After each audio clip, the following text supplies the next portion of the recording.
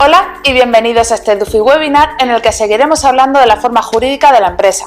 El material de este vídeo lo podréis encontrar dentro de nuestro apartado EduFiem, nuestro portal con contenidos dirigidos a empresarios y emprendedores.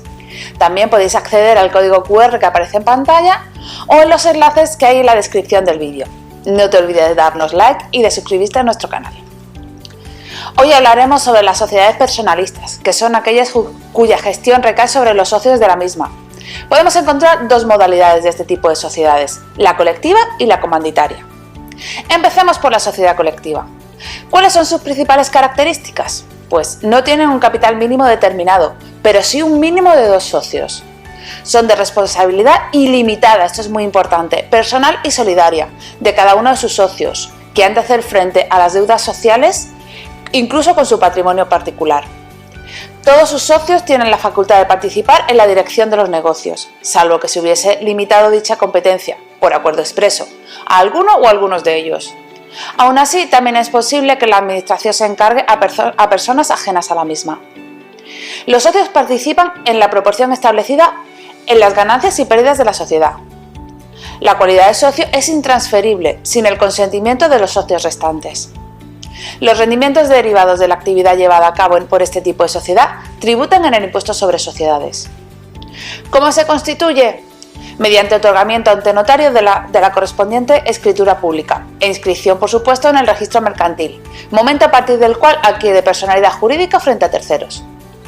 La denominación de la compañía colectiva debe incluir en el nombre de todos sus socios, de alguno de ellos o de uno solo, debiéndose añadir en estos dos últimos casos la expresión y compañía. ¿Y la sociedad comanditaria? ¿Cuáles son sus características? Este tipo de sociedad dispone de dos tipos de socio: los colectivos, que responden ilimitadamente con su patrimonio personal de las deudas sociales, y los comanditarios, que arriesgan exclusivamente el capital aportado.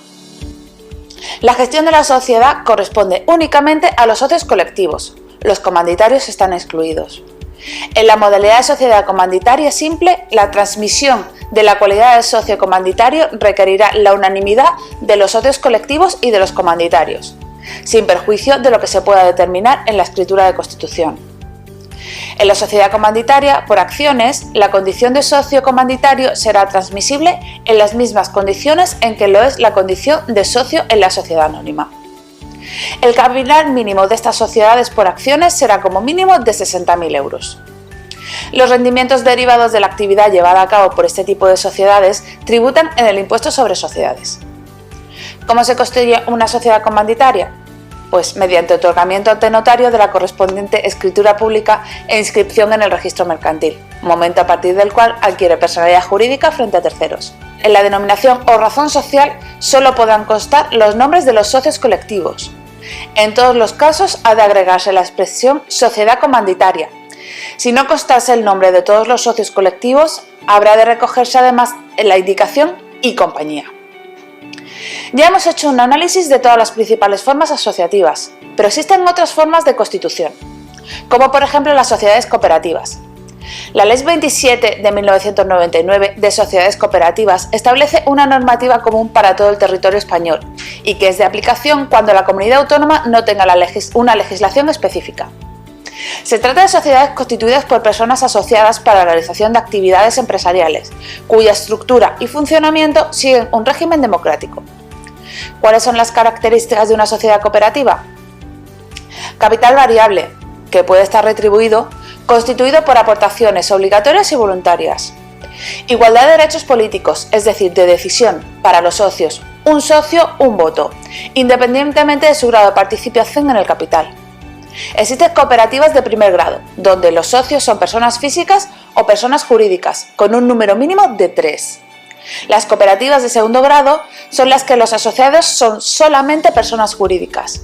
En este caso, el número mínimo de cooperativas son 2.